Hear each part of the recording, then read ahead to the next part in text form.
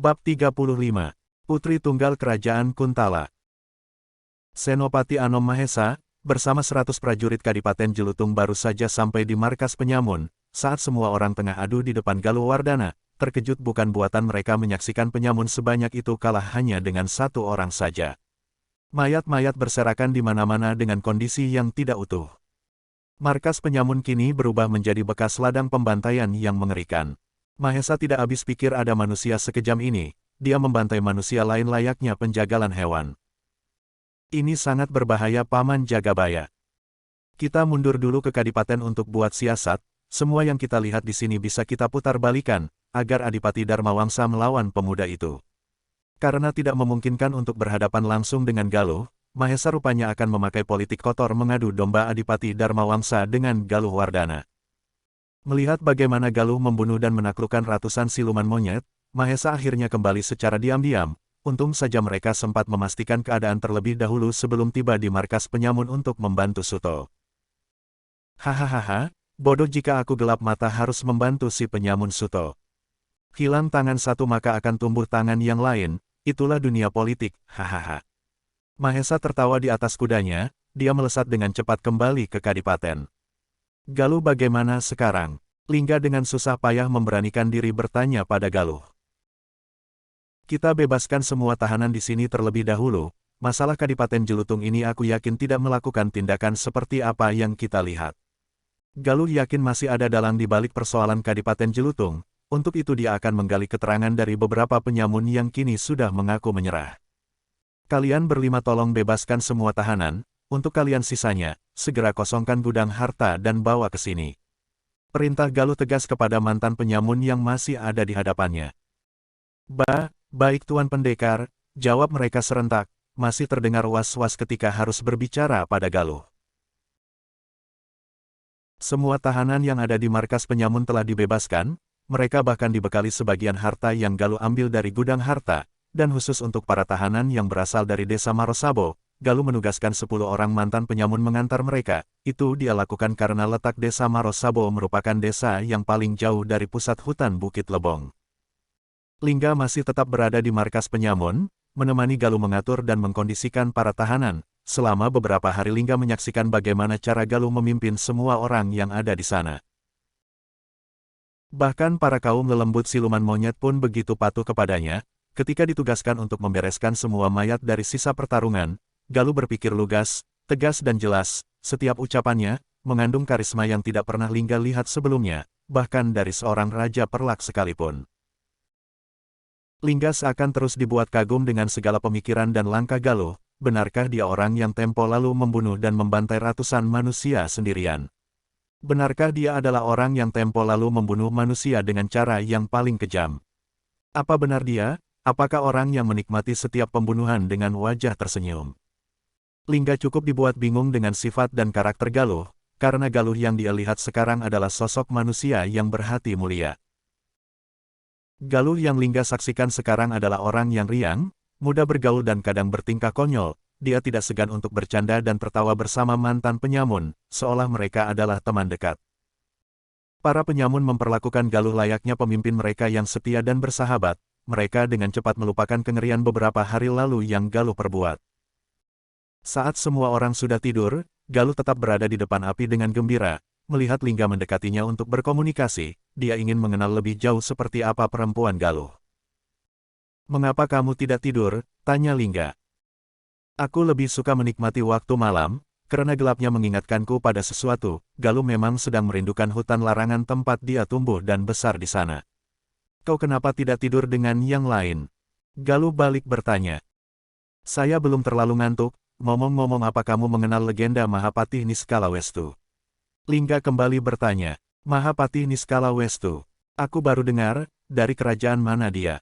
tanya Galuh kembali penasaran. Akhirnya Lingga bercerita mengisahkan, kisah Mahapati Niskalawestu dari kerajaan Maladewa yang hilang entah kemana 18 tahun yang lalu, kepada Galuh, namun seperti sebuah dongeng cerita itu malah membuat teman Lingga tersebut, tidur pulas menghadap api unggun. Lingga sungguh tidak mengerti akan sosok Galuh di dekatnya, dia seperti anak kecil yang akan percaya saja kepada setiap orang yang ditemuinya, seolah tidak pernah terjadi apa-apa, tidak ada anggapan sikap waspada pada orang di sekitarnya. Di sebuah pekarangan gubuk sederhana, di tepi sungai asahan wilayah kerajaan Kuntala, seorang gadis cantik berdiri tegak memegang pedang di tangan kanannya, perlahan kakinya membentuk sebuah kuda-kuda yang kokoh sebelum mengayunkan pedang jauh ke arah depan. Naga Gini mencabik malam, teriak gadis itu dengan keras. Duar, duar. 3 batu cukup besar terbelah menjadi beberapa bagian. Bagus, Cah Ayu. Tapi titik seranganmu masih terpecah. Tidak jauh dari situ, seorang lelaki gagah berusia sekitar 50 tahun, memberikan beberapa kritik mengenai perkembangan jurus kanuragan gadis tersebut. Baik guru, gadis itu dengan hormat sambil berdiri kembali membentuk kuda-kuda yang kokoh. Cukup Cah Ayu, sudahi dulu latihan hari ini. Tegas lelaki gagah yang tadi dipanggilnya guru. Baik guru, gadis itu menghela nafas sambil berjalan mendekati sang guru, dia menyeka keringat di wajahnya terlebih dahulu dengan ujung selendang miliknya. Wajahnya cantik tiada taraf, berambut hitam sedikit bergelombang, memiliki kulit kuning langsat mulus tanpa noda, perawakannya tinggi semampai dengan tubuh berisi, lesung pipit terukir indah saat dia tengah tersenyum membuat senyumannya begitu mempesona. Sudah banyak putra mahkota yang mencoba meminangnya, namun selalu saja dia tolak. Dari luar dia akan terlihat seperti gadis lembut biasa yang anggun, tidak ada banyak orang yang mengetahui seberapa tinggi tingkat kanuragannya, hanya ayah dan ibunya saja yang tahu bahwa putrinya adalah seorang pendekar sakti tiada tanding. Guru, waktu masih sakit tapi kenapa latihannya disudahi? Tanya lembut gadis itu saat sudah berada di sisi gurunya. Hahaha, seperti biasa, kau selalu saja bersemangat, lelaki itu tertawa, melihat wajah manja murid satu-satunya tersebut. Aku tetap saja belum menyempurnakan jurus ketiga, dari pedang naga Gini ini. Gadis itu merajuk. Hahaha, sore ini akan ada tamu dari kerajaan Perlak yang hendak menjalin kerja sama dagang dengan ayahmu, kau harus ikut menyambut mereka. Tidak baik seorang putri raja meninggalkan keluarganya saat ada tamu penting. Jelas gurunya. Apa ayahanda tahu aku kesini? Tanya gadis cantik tersebut, yang ternyata merupakan putri tunggal dari penguasa kerajaan Kuntala. Ya, semalam guru dari Kedaton bermain catur dengan ayahmu.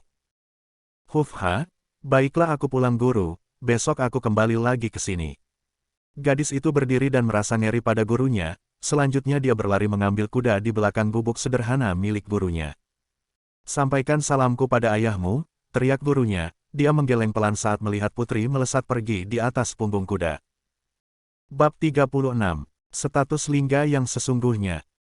Kuda melesat melewati hamparan ladang padi di perbukitan, padi yang telah menguning membuat pesona alam Kuntala begitu kaya dan sejahtera.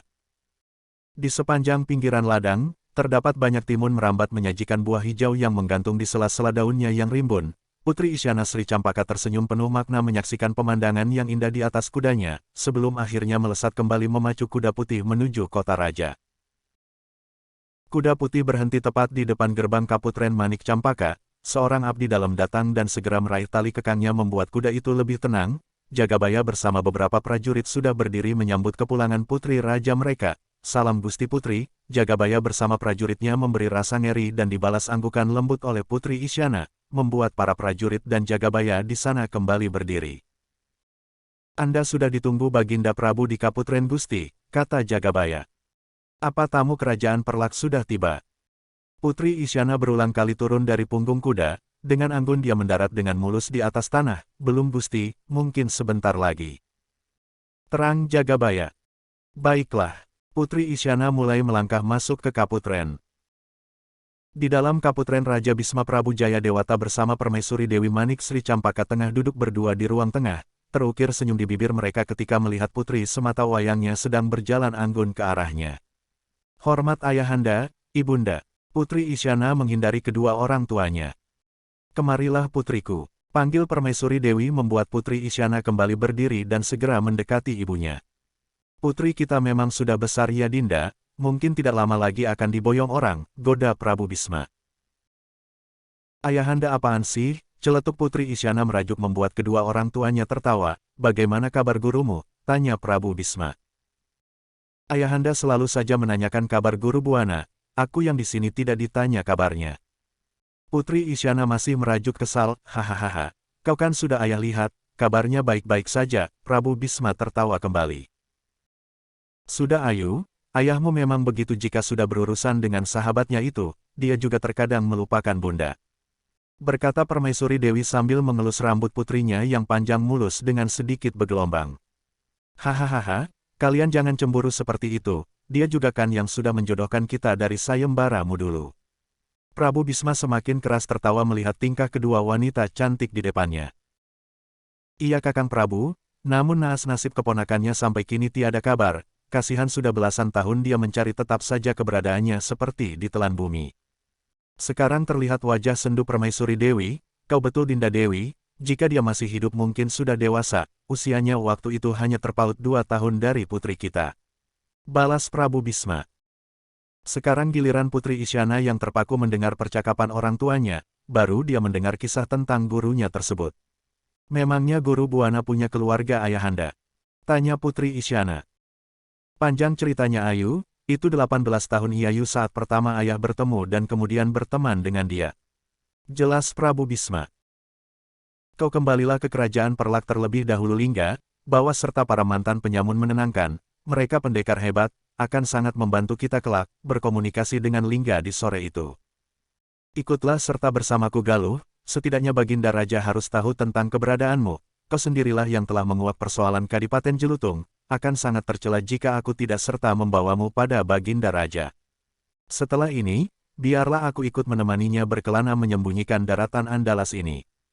Pinta Lingga kepada temannya Galuh tampak berpikir menimbang-nimbang keputusan selanjutnya, mungkin tidak ada salahnya jika saya singgah di Perlak, siapa tahu ada sedikit informasi yang bisa saya dapat mengenai keluargaku.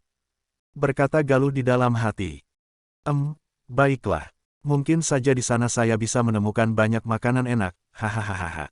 Tertawa pemuda itu membayangkan berbagai macam makanan lezat kerajaan. Lingga menggeleng menyaksikan temannya ini, siapa sangka ternyata hanya makanan yang menjadi daya tarik pemuda itu, sungguh pemuda yang aneh. Hahaha, kalau hanya makanan yang bisa kusediakan untukmu, Lingga tertawa membuat Galuh membulatkan matanya seolah tidak percaya, benarkah? Benarkah itu? Sepertinya masih tidak percaya Galuh menanyakan pernyataan Lingga. Hahaha, aku jamin, tenang saja, tegas Lingga, dia tidak mengerti kenapa Galuh sangat tertarik dengan makanannya, tapi itu membuat Lingga merasa lega akhirnya temannya ini mau dia ajak ke kerajaan Perlak. Hahaha, kalau begitu ayo kita berangkat sekarang, ajak Galuh sambil berdiri. Akhirnya sore itu mereka berangkat menuju kerajaan Perlak dengan berjalan kaki, karena Galuh tidak mau menaiki kereta kuda, bersama 150 orang mantan penyamun mereka keluar dari hutan Bukit Lebong. Ada 5 kereta kuda besar bersamanya, 2 membawa semua harta yang Galuh ambil dari markas para penyamun, sementara 3 sisanya membawa para mantan penyamun yang masih cedera akibat pertarungan mereka bersama 2 harimau bulan milik Galuh. Rombongan Lingga beberapa kali berhenti di kadipaten atau kademangan yang mereka lewati.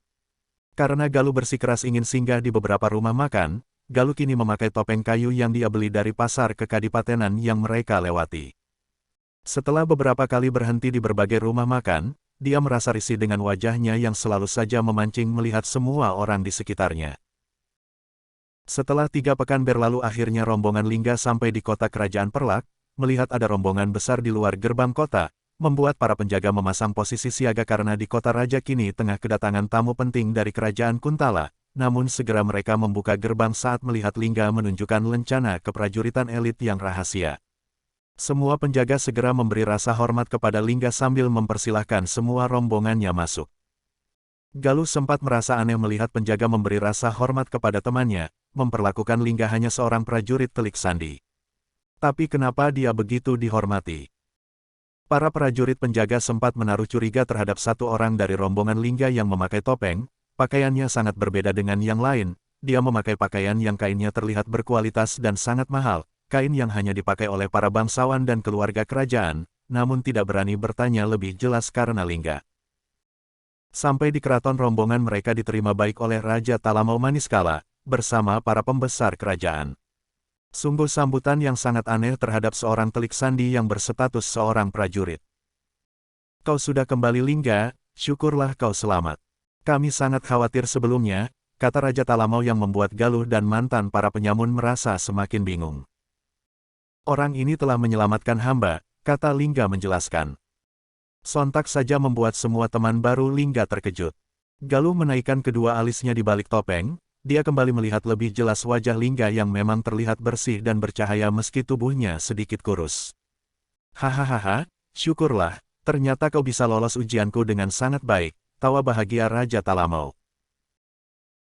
Sekarang ceritakan semua misi yang telah kau jalani selama 4 tahun ini, kata kembali Raja Talamau.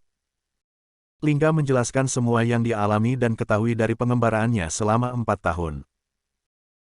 Semua yang Lingga jelaskan membuat Galuh beserta teman-temannya terbelalak kaget, ternyata selama ini Lingga adalah putra mahkota dari kerajaan Perlak yang tengah menjalani ujian dari ayahnya sendiri selama 4 tahun. Sungguh Galuh tertipu dengan penampilan dan cerita Lingga sebelumnya, jika saja tidak sedang di hadapan orang lain, mungkin Galuh akan menendang bokongnya, sebagai pelajaran karena sudah membohonginya.